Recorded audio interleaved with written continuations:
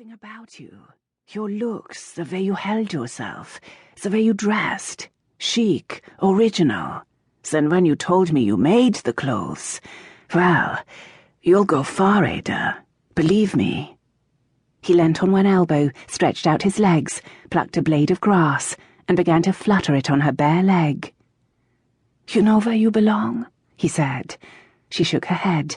The grass tickled. She longed for him to touch her again, run his finger against her skin, blow her a kiss. You belong in Paris. I can see you there, sashaying down the boulevards, turning heads. Paris? How had Stanislaus guessed? House of Vaughan. Mrs. B said maison was French for house.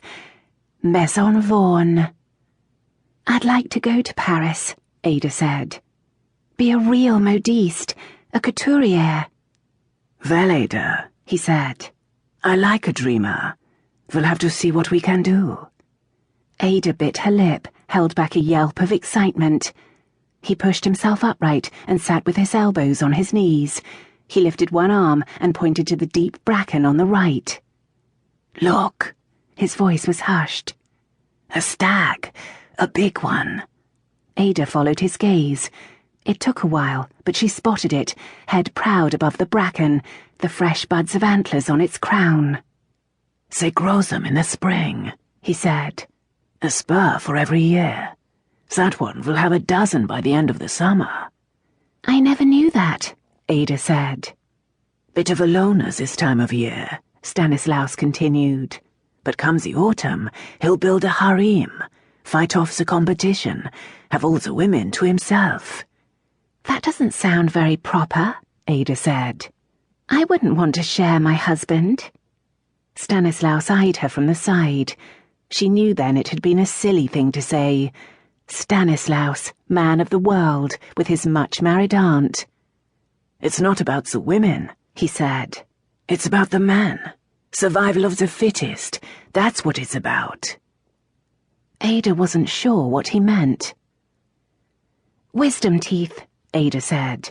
Mrs. B raised a painted eyebrow.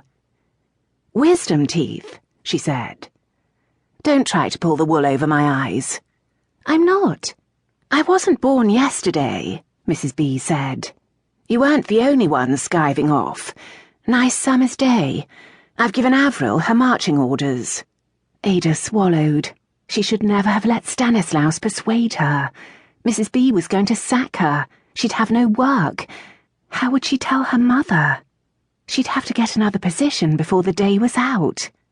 Guess what, Mum? I've changed my job. She'd lie, of course.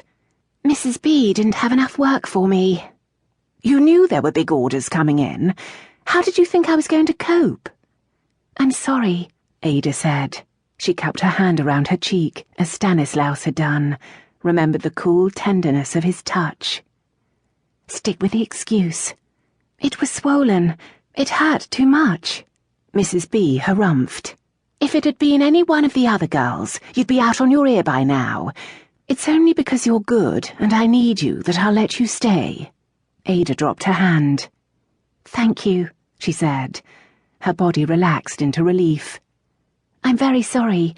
I didn't mean to let you down. It won't happen again. If it does, Mrs. B said, there'll be no second chance. Now, get back to work. Ada walked towards the door of Mrs. B's office, hand poised on the handle. You're really good, Ada, Mrs. B called. Ada turned to face her. You're the most talented young woman I've known. Don't throw away your chances on a man. Ada swallowed, nodded. I won't be so tolerant next time, Mrs. B added. Thank you, Ada said, and smiled. Ada stretched her slender fingers, took a cigarette, and drew it to her lips. Her legs crossed and wound round each other like the coils of a rope. She breathed in, inclined her head with the smile of a saint, and watched as the plumes of smoke fouled from her nostrils. She leant forward and picked up her martini glass. The grill room. Plush.